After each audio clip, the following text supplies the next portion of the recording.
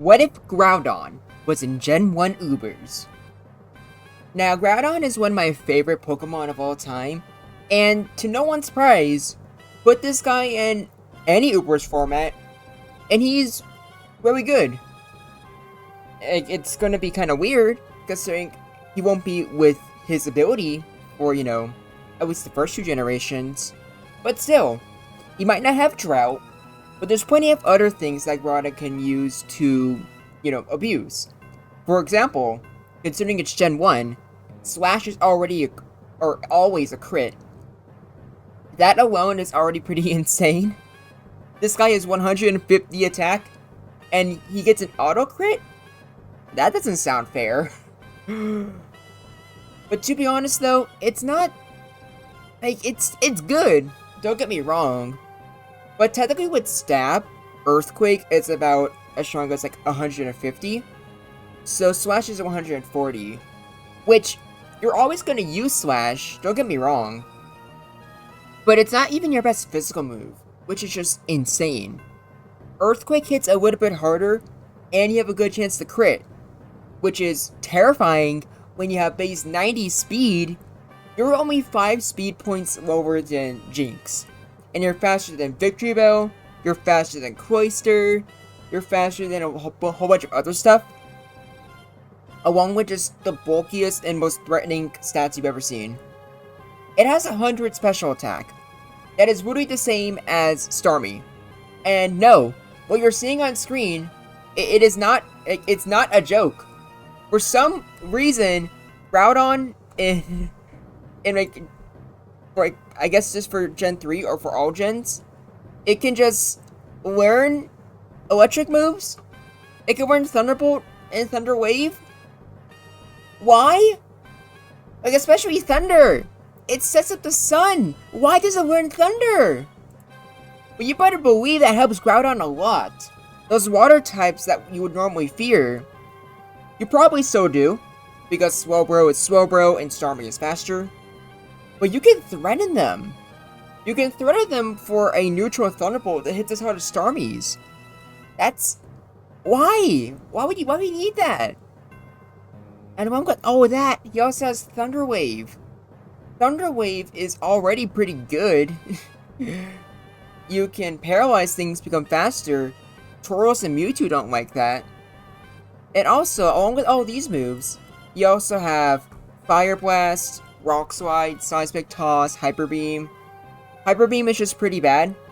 And you're never going to use Seismic Toss because even if there is a ground resistance, Slash does way more than enough damage. Rock Slide also isn't used that much because you already do enough damage to zap those with Slash. And for the Ice types, you have Jinx, which takes a lot of damage from Earthquake anyways. In fact, it probably takes more damage from Earthquake. And the other Ice types are usually part Water. The Thunderbolt's a lot better. So the only coverage move you might see here is Fire Blast. But that's mostly for Executor. And even then, both Slash and Fire Blast are 3-hit KOs. So it's probably better and more consistent for Slash. The only real reason I could see you using Fire Blast is for Groudon Mirrors. But even then, Slash always crits, so it's not like a burn does a lot of damage to Groudon. And that's the terrifying part. Considering it's only just a little bit weaker than a Stab Earthquake, even if Groudon does get burned by some Tauros tech or something, it's not gonna make that much of a difference. Now, one last move I'll show you guys that Groudon can learn is Sword Stance. Obviously, under most circumstances, Sword Stance is an amazing move. But Groudon just doesn't need it. It already has well more than enough power. Thunder Wave is great for the Ubers format to control things that are faster than you. And Thunderbolt is just by far your best coverage option. So, when would you ever need Sword Stance? Especially when a move like Slash always crits. You wouldn't really need it. So, it's interesting that it has it. And for Generation Jumble Season 4, I'm sure at least one of you will try to make it work. By the way, join my Discord server. We host tournaments based on my videos. And For Season 4 of Generation Jumble, it will be Hoenn Takeover, so the Hoenn starters, the Weather Trio, along with Slacking and Metagross will be able to be played in Gen 1 Ubers. It'll be a lot of fun, and I've tried my best to make sure the roster would make it to where Stall is just not a viable strategy, and Groudon is one of the main reasons for that. Now, I'm not sure if I'm going to include Groudon's signature move, Precipice Blades, or Origin Pulse, or Dragon Ascent. I'm definitely going to include them when I eventually make videos on the Origin forms. But as for Generation Jumble, I'm not sure. Because after I make the replays for Groudon here, Earthquake on its own is way more than enough. It hits so hard. And you're about to see in a little bit. Let's get right into the replays. Starting off with the boy himself, Tauros. Now, if Tauros misses Blizzard, you just auto-win. So that's good to know. But in most circumstances, Earthquake is a 3-hit KO, and a crit from Blizzard is really bad. Try to avoid that. Theoretically, you should try to crit yourself. But without a crit, how much does Blizzard do? Well, you'll see here. But either way, it is nice that Groudon can paralyze. It makes it so that even if it can't beat Tauros 1v1, the Tauros is still basically left for dead anyways. And both Earthquake and Blizzard are 3-hit KOs in each other. So, with a little bit of luck, it can go either way. Snorlax is a Pokemon that you do a lot better against. Now, for some physical Snorlax sets, their Tech and Reflect just doesn't work because Slash will always hit through it. That alone also makes Chansey unable to beat you in any way, shape, or form. But it's also a basic 100 HP Pokemon with 140 defense. So what physical moves is Groudon scared of anyways? Nothing really. It with 90 special defense, there's not much it fears on the special side either. Groudon can just do a great job. Even with Body Slam paralyzing, Groudon has Thunder Wave itself, so no matter what, it's always going to be in control of the match. So Snorlax, at best, can just self-destruct, and that's about it. What about Amnesia Lax? Well, Amnesia Lax with a Ice coverage move, yeah, that's going to hurt a lot. But the issue is that Groudon still hits like a beast. It 3-hit KOs. So you're just not able to set up enough Amnesias and go for something like Blizzard in time. One Amnesia is enough to do a lot of damage with Blizzard, and obviously 2 is enough to kill. But you're never going to get to that point. So maybe I'm being too optimistic about this, but I'm putting Snorlax in a good matchup, which is extremely rare. And Chansey, I think it should also be a good matchup. Technically, Ice Beam is still kind of threatening. Like, at the very least, you still have to respect it. Not to mention just freezing.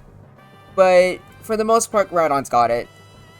Just don't use Slash because they might use Counter. Now, Alakazam is interesting. A standard Psychic isn't the best thing in the world. But with both special drops and crits, it could potentially do a lot of damage to Groudon. Now, I think I put the matchup and could go either way, but that might just be being nice to Alakazam. I can definitely see it just being a good matchup, since Alakazam literally needs some RNG to maybe win. Otherwise, Groudon easily 2-hit KOs or crits and 1-hit KOs. Cloyster, even though Groudon is faster, I'm still going to put this in a could go either way, because Clamp is so absolutely terrifying, especially if it hits 4 or 5 times. And Blizzard is just as scary. So Groudon has a lot to lose here. But with Thunderbolt, it's definitely in Groudon's favor. But still, would you risk it? Probably not. Same thing with Hypnosis on Gengar. Don't even bother. Because what are you going to do if Groudon hits? Wait for the 256 glitch? Like, no, just avoid it. It's not worth it. Now for Jolteon here, Jolteon is interesting, since Thunderbolt doesn't work because Groudon's immune to it. It's since both Double Kick and Pin Missile are very low base power moves on a low attack Pokemon, hitting a high HP, high defense Pokemon. There's only one thing Jolteon can realistically do here, and you both know exactly what I'm talking about. That's transforming into Groudon in order to have a chance. But even then, if you transform into Groudon, it just gives Groudon a chance to crit, like you saw there. So even Transform on Jolteon just isn't really worth it. You're better off just using something like, I don't know, Rest, so you can like fight against Zapdos. Shame, I know. I myself try to make the Jolteon Transform tech work any chance I get, but I don't know, it just never works out. Sorry. Now, Jinx. This is a very weird one for me to cover. I don't know who has the better advantage here. Jinx hits super effectively, sure. But Groudon with paralysis and a high crit rate, I guess it is in Jinx's favor, but I don't think I can call this a bad matchup. Because both 2-hit KO, both crit with a, or both OHKO with a crit, and Groudon can paralyze Jinx, which means Jinx can potentially not move for a turn, which is more than enough for Groudon to win. My gut says it should still be put in bad matchup, just because Jinx is just a little bit faster, but I really don't know. Let me know what you guys think in the comments. Don't bother with the Groudon one, though. I think Groudon, for all intents and purposes, is just a Mega Rhydon, so I don't really need to hear your opinion. I already know you think Groudon's better than Rhydon. And funny enough, with the 140 defense, it's basically resisting normal moves. Unfortunately, Thunderbolt's only a 3-hit KO, and Earthquake does about 40% to Slowbro, so you actually can't kill it in time without a crit. So I think Slowbro's in a bad matchup, but one where you might get lucky, but I would not put my money on it. Now, against Starmie, it's really rough. Starmie's faster, has Blizzard. You have Thunderbolt, but it's only a 3-hit KO, I'm pretty sure. So, Starmie is just more likely to kill you. So, like, it's not unwinnable. Because of paralysis and crits and whatnot, you can sometimes get lucky, just like with Slowbro. But only do it if you have no choice, or if the Starmie's already paralyzed. Victory Bell is fun. You don't even need Fire Blast, just Earthquake's enough to 2-hit KO. But Razor Wave still does a lot of damage. But I'm gonna be real with you, Chief. Victory Bell is not being used in Gen 1 Ubers. So you don't need to worry about this matchup whatsoever. Somehow I forgot to make an Executor replay. And you'll see in a little bit. But now we just have Zapdos. And just like how Groudon basically resists normal moves with how good its bulk is, it's the exact same thing for Zapdos. And like I said before, you don't even need Rock Slide. Slash does more than enough damage on its own. Although I guess you don't like having half your HP being taken out. But still, like, Zapdos will probably just switch in anyways. I don't think it wants to sacrifice itself. Now for Executor, with 100 special attack, Fire Blast does a lot of damage, but it's not enough for a 2-hit KO. With the lower accuracy, and with Psychic potentially getting a special drop, I think you're always better using Slash, which does the exact same thing basically. So the only thing you need to look out for are those special drops, crits, but most likely Sleep Powder. But to be honest, even with a format with Groudon in it, I'm pretty sure you have way better value putting the Mewtwo to sleep. That's probably going to be their main target either way. But speaking of the Mewbers, those are the last Pokemon we need to cover. Considering Mew is mostly a physical attacker in Gen 1 Ubers, Groudon does exceptionally well here. Even better since it has Thunder Wave to be in control and faster. It makes Soft Bolt on Mew less impactful. So, Groudon can probably handle this, unless the Mew gets, like, a paralysis on Body Slam or Explosion. But if Mew is forcing itself to explode, you won that exchange, in my opinion. Last but not least, we have the King of Ubers himself, Mewtwo. And a paralyzed Mewtwo does have to fear Groudon, obviously.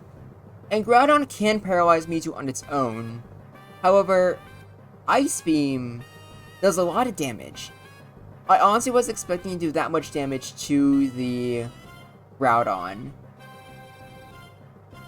But you still need to go for Amnesia for that. So, I don't think it's unwinnable. Groudon, especially the Mewtwo's paralyzed, can get some kills, especially with some crits. But it doesn't really matter, because Groudon already does so much, blowing everything else, that it already earns itself as easily the third best Pokemon in Gen 1 Ubers. Maybe even the second best Pokemon. But yeah, like, you can maybe put Jinx in bad. And then after that, I think the tier list is... Oh no, Torch should be and could go either way. Overall though, I think this is a pretty solid tier list. Groudon is really tough. You could probably put Alakazam good too, actually, now that I think about it.